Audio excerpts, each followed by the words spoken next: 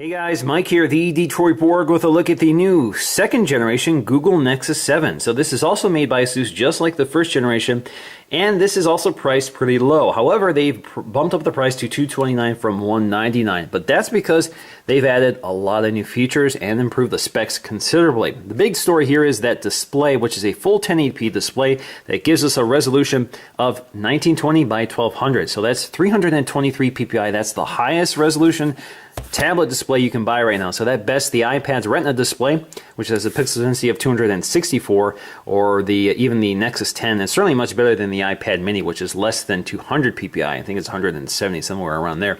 So it's pretty low by comparison. Now we also get a 5 megapixel rear firing camera. The original did not have any camera on the back. It just had the forward-facing camera for teleconferencing. It's available in two capacities, 16 or 32 gig, 229 for 16 and 269 for 32 as I have here, so this is the bigger one. Now in terms of specs, we have a 1.5 gigahertz quad-core Snapdragon S4 Pro processor. We have 2 gigs of RAM, that's better than the 1 gig we had before, and we also have an Adreno 320 GPU which runs at about 400 megahertz. Other features in here include NFC as well as wireless charging. This supports the wireless Qi standard, so you can use a wireless charger to charge this, otherwise it uses USB. Alright, so we can see our Google branding down here, and we should have a little tab somewhere back here to cut. So let's go and slice that. Alright, so let's just lift the lid here. And there is our Nexus 7. So we have a little tab here to lift up. And we're going to set that aside for just a minute while we take a look at the package contents. So in here we'll find our wall adapter, our wall wart. So this will charge via USB, or as I said, the Qi wireless standard. We also have some literature here, Nexus 7 in several languages, English. And let's see what else we got. We got a little quick start guide, it looks like here. So it just tells you about some of the features here, including NFC, the USB port, the volume rocker, power switch. So there we go. We also have our micro USB charging cable. And that's about all. So let's go ahead and get to the tablet here. As you can see, wrapped in plastic on the back here. It's much thinner, much lighter. That's the first thing that stands out as soon as you hold this if you're used to using the original Nexus 7. Let's just peel off this tab. You can also see it's got a smoother finish to it. Still got a rubbery texture to it, so it's nice and grippy. It's actually kind of similar to, I guess it's kind of similar to something like a Kindle Fire. Alright, so let's go ahead and take a close look at the design. The first thing that jumps out to me is just how thin and lightweight it is. You can see it's tapered at the edges, which adds to the feel of the thinness of the device, kind of creates a further sense of thinness. So it feels very nice and comfortable in the hand. It's got this nice grippable texture to it. Doesn't seem to be too much of a fingerprint magnet. We've seen materials like this used on or a texture like this used on things like the Amazon Kindle, which were fingerprint magnets. Back here you see your camera, 5 megapixel autofocusing, so a higher quality camera. Again, also records video. It's 1080p, so full 1080p. We have one of our speaker grills up here, another one down here by the USB jack. You can see it's actually split up here. Our ASUS branding. Along the right side, you'll see your sleep-wake power button, as well as the volume rocker and microphone. At the top, you'll find your headphone jack. And that's it along the side. Now along the front, just a blank piece of glass. Again, Gorilla 3, so it's nice and scratch resistant, pretty durable. Now if you look up here, you'll see we have our 1.2 megapixel front-facing camera just above the display. We also have, if you look, there we go, you can see it right there, there's an ambient light sensor, so it will automatically adjust the screen brightness to the ambient conditions. Now like all Nexus devices, we also have a notification LED light toward the bottom of the display. Alright, so let's go ahead and take a look at this design, and as you can see, it's much thinner, it's also much lighter, it's also much narrower than the original Nexus 7. So if we put this on top here, you'll see it, see how much more it sticks out. Let's look a little closer here. So you can see here, they've shaved down the bezel along the edges, and it looks to be about the same height, or maybe, yeah, it feels a little longer. It actually feels a little taller than the old Nexus 7. So if we look here, yep, it's a little taller, but much thinner, as you can see, if we look along the edge. Now missing here, as you can see on the Nexus 7, are these electrical contact points which worked with accessories. We don't have any of those on the new Nexus 7. Now the other big difference here is just the materials they're using. They're still using this sort of textured rubbery material, which makes it a very nice grippable material. Also makes it fairly durable and scratch resistant, and maybe impact resistant as well, which makes it a little easier to use or live with without a case. So that's kind of nice. Kind of has a case built right in. You can see that sort of golf ball texture is gone here, just nice smooth. And you can also see that the Nexus logo is in landscape versus the portrait orientation here. So they pretty much intend this to be used in landscape orientation, which probably goes along with the fact that they have reduced the size of the bezels, which makes this less of a comfortable portrait tablet, but a more comfortable landscape tablet. Now the layout of the buttons are the same, so you can still see our sleep-wake button, volume rocker. We have our microphone position here below the volume rocker. It used to be positioned up here. We also have a relocation of our headphone jack. It's now at the top of the device. It used to be toward the bottom here on the original Nexus 7. Now you can also see they've simplified the construction here. So we have a unibody plastic design versus this sort of plastic bezel with this rubber back panel. So this used to be, you can pop this off. It wasn't really meant to be removed, but you could pop this off. Probably not the same case with the new design. Alright, so I'm just going to tap and hold that power button up here to get it started.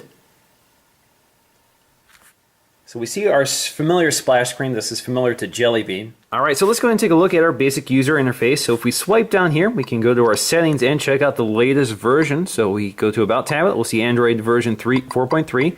Double tap on that, you get that little Easter egg we're pretty familiar with now. So let's go back to the lock screen. We do have a few features here which are again carried over from Android 4.2, such as lock screen widgets. So if you swipe on the lock screen, you can go ahead and add another widget. Let's go ahead and add my Gmail widget.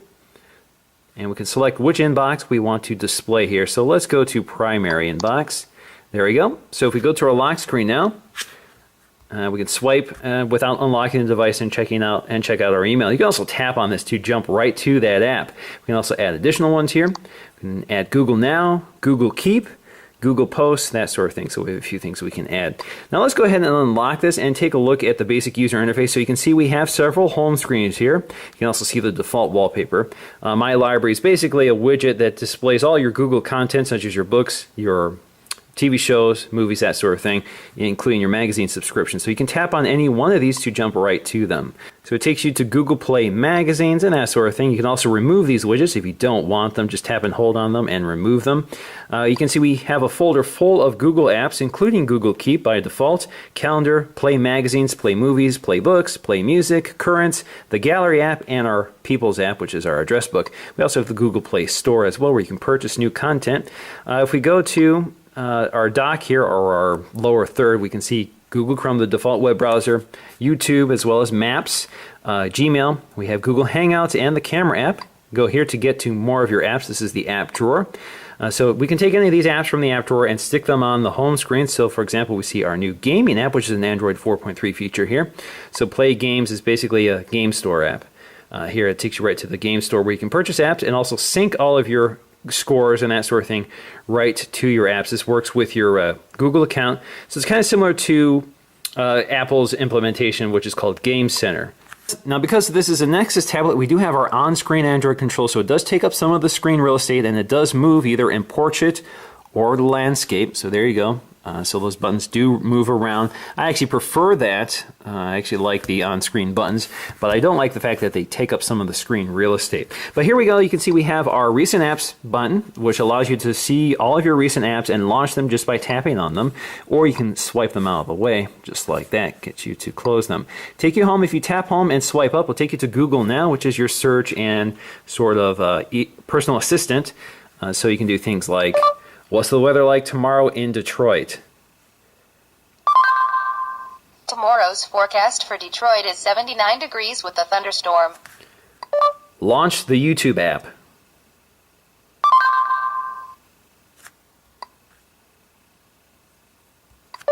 Show me pictures of the Ford Mustang.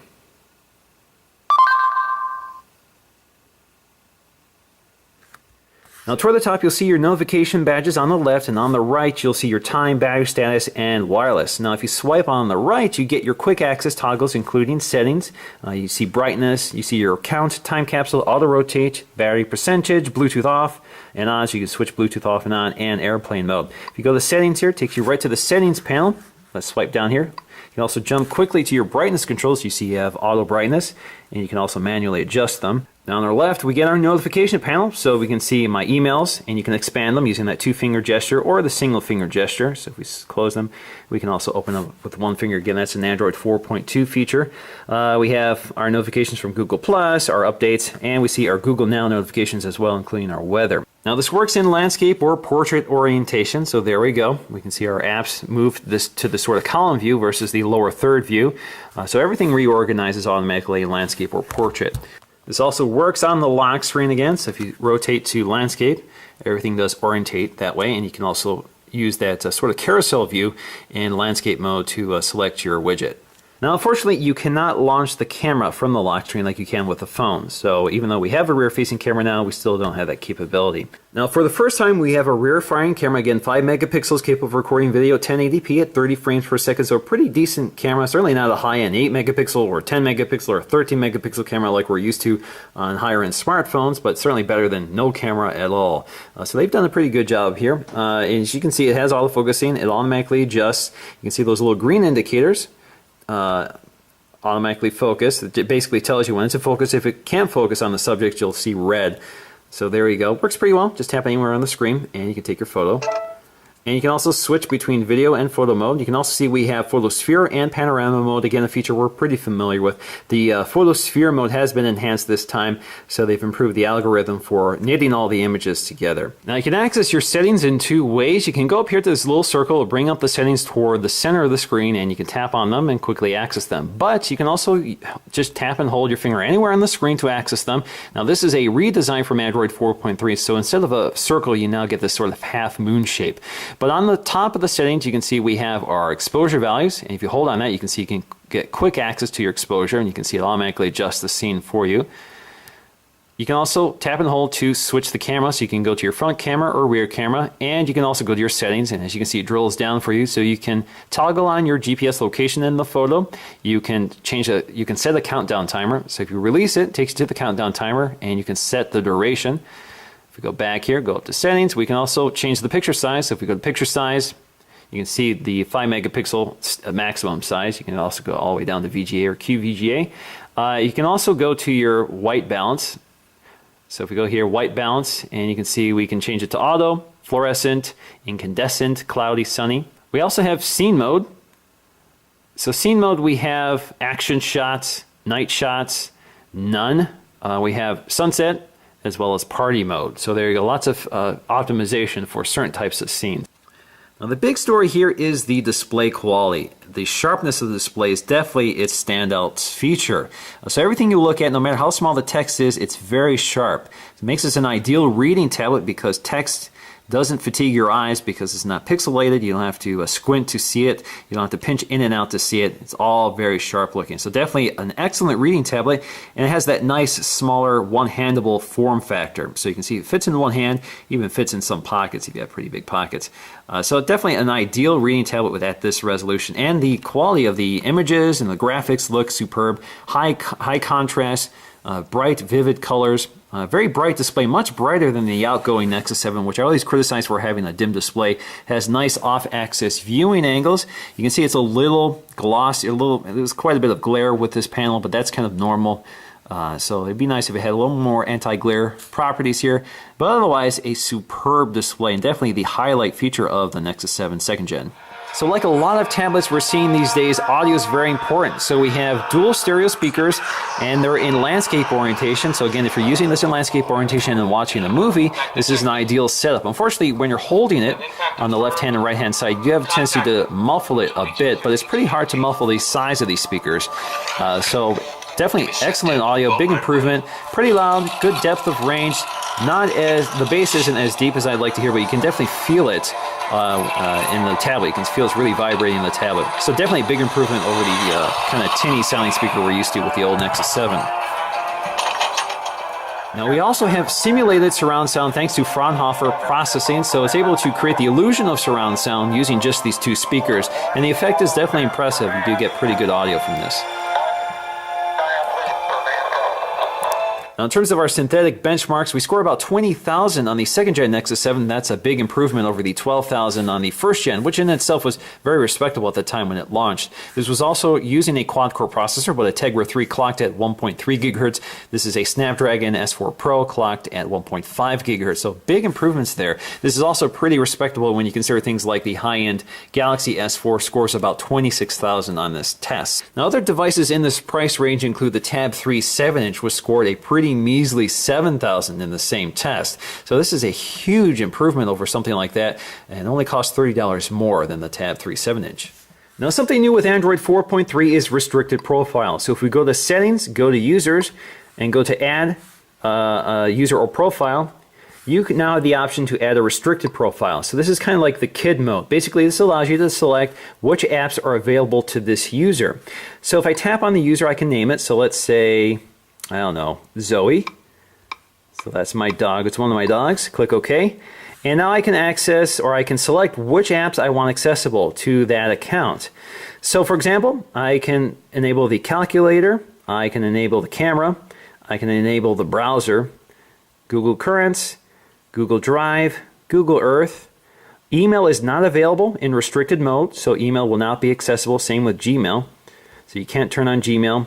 Google Plus you can turn on, which enables Google Plus Messenger. Keep, Maps, and that's it. All right, so let's go ahead, set that. So now if we go to our lock screen, you can see we have these two profiles here. So you can see my profile, which is now protected behind a passcode. You have to in order to have multiple profiles. And then you have the guest or restricted profile. So that is Zoe. You can see it also puts your name down there. You can also add a photograph if you want. It changes your wallpaper. It also changes the screen brightness to whatever you last set it. You unlock the device and you can see only the apps we selected now appear here. And if you go to the Google Play Store, you can see we do not have access to the Google Play Store. So for example, if you give this to your kids, they won't run off and start buying everything under the Google Play Store on your account. Now, the Nexus 7 also supports wireless charging using the wireless Qi standard, and in fact, Google sells one for the Nexus 4, which also works with the Nexus 7. So all I have to do is place it on the charger. You get a little tone indicating it's charging, and you'll see your charging status. Now, the biggest competitor to the Nexus 7 is the iPad mini. Just to show you the size difference here, so you can see a 7.9-inch screen versus a 7-inch screen. This is a 4:3 aspect ratio versus 16:10. So in reality, we actually have a much larger display on the iPad mini than the Nexus 7. This is about 40% bigger than the Nexus 7. So you get a lot more screen real estate versus the Nexus 7. But you get a much lower resolution display, unfortunately, with the iPad mini. So you get a pixel density of 163 versus 323, which is noticeable. This is not as sharp as something like the Nexus 7 or the Retina display on the full-size iPad. Now, in conclusion, I'm very impressed by the Nexus 7. I think this is clearly the best 7-inch tablet you can buy right now, even if you don't look at the pricing, which is really competitive at $229. It's a bargain in terms of what you get inside this tablet. So once again, you get that high-resolution display. The highest pixel count you can get on any tablet right now is in this tablet, and you get impressive internal specs with that quad-core 1.5 gigahertz Snapdragon S4 Pro processor. You get 2 gigs of RAM. You get a fairly decent 5-megapixel autofocusing camera with 1080p video. You get stereo speakers, which is a nice feature as well. So you get good sound with surround sound processing. So a great media tablet all around. It's also very thin and lightweight with a nice grippable material on the back, which is not a fingerprint magnet, surprisingly. A lot of time these sort of matte textures tend to attract a lot of fingerprints, but they've really managed to solve that problem with this material. It's also pretty durable, so you don't have to worry about scratching this material. It's kind of more I guess more life-proof.